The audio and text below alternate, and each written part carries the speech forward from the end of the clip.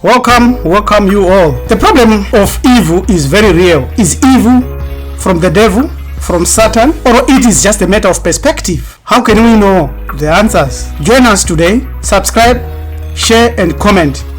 You can also enroll into our Bantu Foundation University to study Bantu foundations and our mystery systems.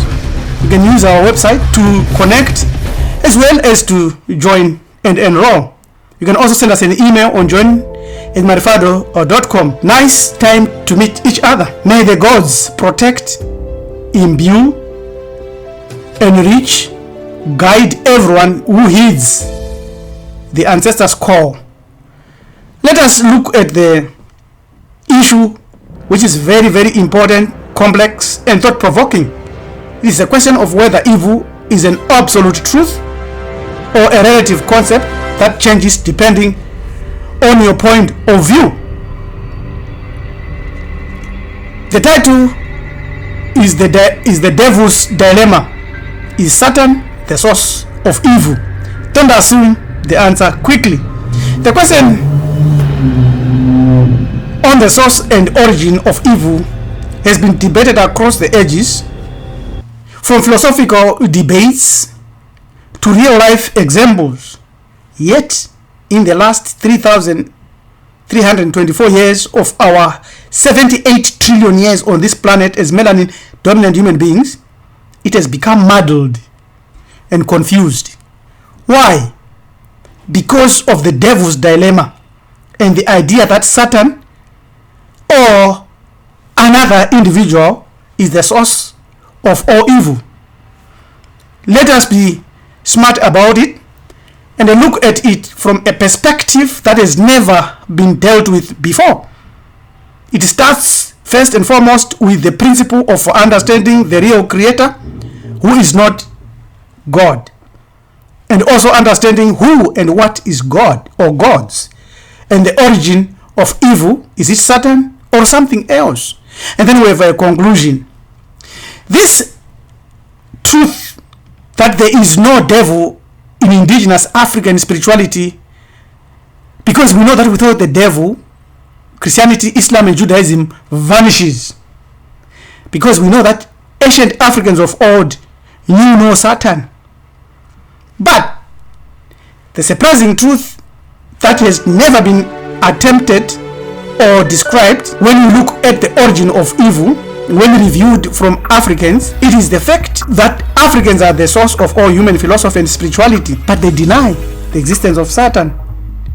But yet at the same time, they've got a working knowledge and an explanation of the origin of evil. How can this be? Let's look at the real creator, who is not God. The creator is not a spirit. The creator is not a physical being. The creator is unknowable. The creator dwells beyond the chasm. Very few people know that the creator is not God. So who is God? And what is God? It is important for us to realize that God is a deity, a male deity, and that the real creator needs no human worship or praise, and that the real creator is unknowable.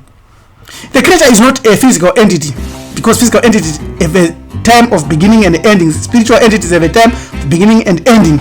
The real creator has no name, because when you know it, you can control it, you can call it, and you can change it. So the real creator's name is unknowable. You cannot sin against the real creator because you do not know the real creator, who is unknowable. So how can you sin against something that you do not know?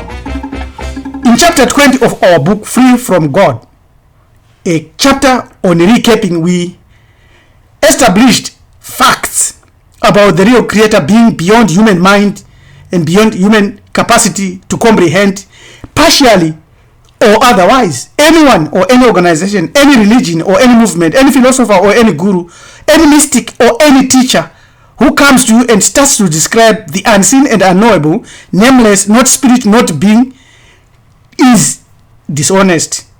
Is engaged in dishonesty and is describing their own subjective understanding and describing their own thoughts and wishes. No one knows, because it's a subjective issue.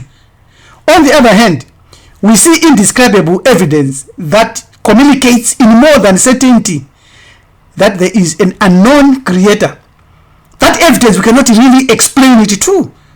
We stop at knowing about it. For if we then elaborate on this evidence or this intensity by any word in any language, mathematical formula or scientific formula, we are now engaged in futility. We will end up with the descriptions of God, or playing to the gallery and to counter to presumed definitions revered by billions to be the real creator, while we are describing our own subjective understanding. So the question now comes in, who is God? God is a deity, God or goddess, or a supernatural being considered divine. The term God comes from Proto-Indo-European Gat, which came into the German as Guthan, and then moved up to God in Old English, supreme being, deity, the Christian God, image of a God, or God-like person. That's when it became a noun. Also related with Jews. God is just a deity, a god or gods. It is important for us to read this and to explain it thoroughly. The common Teutonic word for a personal object of religious worship is God. It is written in the Greek as theos, and in the Latin as Deus. It is applied to all those superhuman beings of the heathen mythologies who exercise power over nature and the man. The visible material objects, whether an image of the supernatural being or a tree, a pillar, and used as a symbol or an idol, the word God on the conversation of the Teutonic races to Christianity was adopted as the name of the one supreme being. Then that's what they say, oh, this one. How do you know is one? It's God. So it is clear that this word also God is related to the term good. And when you say goodbye, you are saying God be with you. This deity, according to the New English Dictionary, the original of this word God, the Germanic one, or God, the Danish and Swedish one, or Gath, the Dutch one, has Aryan roots, comes from Indo-European language, Proto-Indo-European language, right in the Aryans in the Indian peninsula there. It comes from this word geu, which means to invoke. The other one, that word means to pour. The last is used as sacrificial offerings. The word would thus mean the object either of religious invocation or of religious worship by sacrifice. It has also been suggested that the word might mean a molten image, from the sense of pouring molten liquid to mold a deity. We know that all these languages came from ancient Africa, where they knew about the nameless, the unknowable one. And the etymology of the word God is neta, which we know from southern Africa as Gombre. Gombre is that deity who never became a human being, and they are nameless, and they report directly to the real creator. Then we have got Mondoro, which has ancestral spirits of a king that started a dynasty or covers a large part of area. Makombre, they are universal, not only attached to the earth. These are the netas or the gods, and the Shikiro are spirit mediums, and Mzima are spirits of the family. What you must be sure of, what you must know, is that in ancient African cosmology, they are the waters of Nyunyu, referred to as the waters of Nu by Egyptologists. In ancient African cosmology, these are not just the cradle of existence, they are the all potential and the all possibilities, symbolized a chaotic force from which both gods, not self-generate, not self-generated. These waters are the first principles of everything that exists and does not exist. There is no time or space, nor even origins. They just are. They are the quantum soup, the atomic massless waves from which all matter, energy, and potential originate. Not originated, but originate. These waters don't just birth gods, they birth duality. They are the root of the illusion we call reality, the source of both creation and destruction. This is where we will one day discover ourselves battling against the origins of evil. Let's look at what is God and find the origins of Satan or something else, and then we'll conclude. Evil in its essence doesn't flow from a higher being or a deity's will. It comes from the same source that creates everything else, the primordial waters of chaos of union. The gods themselves, including Satan, are mere products of this chaos, self-generated from the same volatile pool that brought forth the universe. Humans too carry this potential within us. We are born from the same continuum of creation and destruction, and within that we have the inherent ability to also generate evil. The devil's dilemma answers the question if Satan is the source of evil. The answer is shocking to a lot, but very truthful to facts. The gods, through their self-generation from the waters of union, are not different from us in that sense of origin. And when we look at our divine spark, they like us are bound by the same cosmic laws of duality. Evil isn't a cosmic aberration or the invention of a single malevolent entity. It's baked into the very fabric of existence, an intrinsic byproduct of the dualistic potential of the universe. The moment out of the waters of union emerged self-generated beings, evil was inevitable there. Both humans and gods are linked by this truth. Our capacity for both creation and destruction, good and evil, are one and on the same continuum. The duality, a spectrum of mutual inclusivity. Therefore, we know that out of the waters of union arose Isvet and also Ma'at, good and evil. Just when Atema rose up, Mayati also rose up. Apophis, the great destroyer, also rose up simultaneously. It is clear that we also know that Apophis emerged from the waters of union, the primordial waters of creation, which was a state of perfect entropy. What is entropy? It is the truth that science has given us today, that everything has a great potential to be or not to be, to return to chaos or to remain stable. Entropy will always increase with time. It is important that we know that this Apophis is the god who came from these primordial waters, but to the shock of many, to defend all other good deities, they created another deity we know as Set from ancient Hamit, if you use the hieroglyphics as per the Greeks and Egyptologists, the god of Guvu, which is the earth, and Nute with the sky, which means our dimension. He's a brother of Ausari. He was the god of the desert, the foreign lands, thunderstorms, eclipses, and earthquakes. God Set is not a primordial deity. He was once worshipped and beloved until, after eons of attacking Apophis, iniquity was also found in him. So he guarded the solar system against Apophis.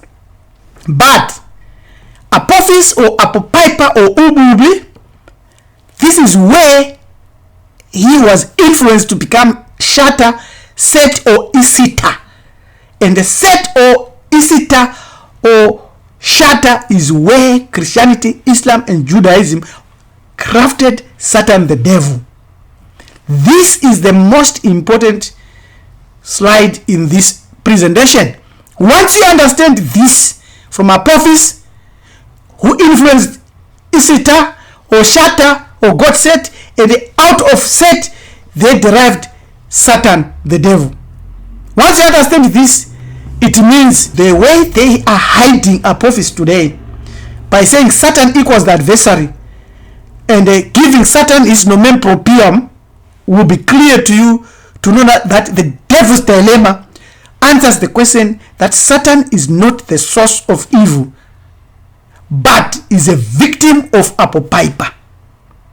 Because he is God of evil now and became an angel of evil, as you shall see later, as a victim by his association of battling Apopipa, Apophis.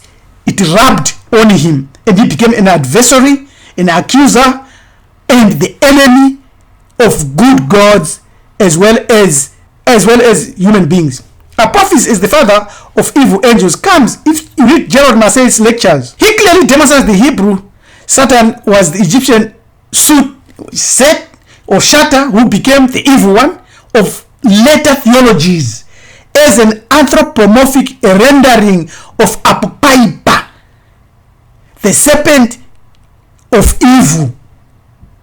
Remember, there is good and evil on everything, including serpent. There is good and evil, a duality. Don't miss that. Even within us, even within you. That's why there is Ma'ati and Yisfed. It is the balance of the two that must be worked out. You must have more of Ma'ati rather than less of Ma'ati. If you have got Ma'ati 100%, you are no longer balanced. If you have got Yisfed 100%, you are no longer balanced. You need a balance, not a 50-50, but you must have 90% Ma'ati and a little bit of Yisfed to defend yourself against those enemies.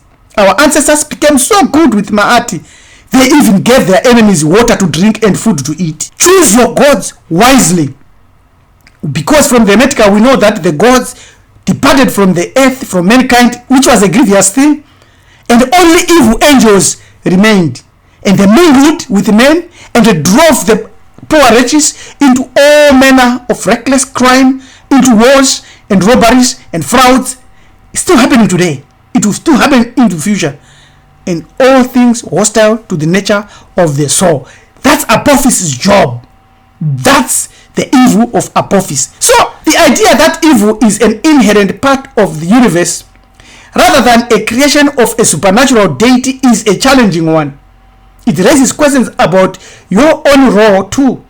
Religion has hidden Apopipa or Apophis, who is the real god of evil, the primordial god who self-generated from the all potential and the all possibilities, and now exudes Yisfed to destroy Ma'ati. Now, we want to dig deeper into this and understand ourselves and understand the universe around us, because we know that the noun Satan comes from the term Sita or Shatter or Set. The question of evil and its complexity and its profundity stands answered here, clearly answered. What we need to do is to offer an explorative and analytic perspective that engages our own ancestral teachings and the divine knowledge, which can challenge Apophis and defeat him, as well as defeat Set when we stand on our own understanding. It's possible. We are taught by our ancestors that we can defeat Set, we can defeat Apopipa when we live the life of Ma'ati with a fair portion of Yisfed. So the devil's dilemma, is Satan the source of evil? I think the answer is very clear. It's no. He is a victim who was influenced by Apophis, just like you and me. We have a lot of other details that we needed to share, that we need to share. Just to give a little bit of what we needed to share, we wanted to go into our ancestral vaults and come out with evidence and proofs, especially from the book of Partemahore, so-called Egyptian book of coming forth by day, and show you where the gods teach us truths that have never been taught, even by many people that teach African spirituality today. So, because of the time limits, now we have gone almost 21 minutes here. I want to give one example and then conclude. From the book of Coming Forth by Day, chapter 175, we see the god Nunu speaking to Ra. I want you to listen very carefully and to Watch what Nyunyu says. Nyunyu says, I am the one who created the gods from my waters. I am Nyunyu, the father of the gods, the great and the oldest of beings. This is very important because it goes to you in a manner and in a way that has never been clarified, but that we clarify when you enroll and proceed to study the mystic systems that our ancestors left for us. Because the God Nyunyu here is depicted as the originator of all the gods and symbolized as the vast, immeasurable, all potential and all possibilities that holds the potential in this creation, that holds the good and the evil simultaneously. And from this essence, we know the first gods got their energy to self-generate and to emerge, and then started the process of bringing forth order from chaos. But Apophis is there to return everything to chaos. It's nice time to meet each other today. May the gods protect, imbue, enrich, and guide everyone who hears the ancestors' call to these messages.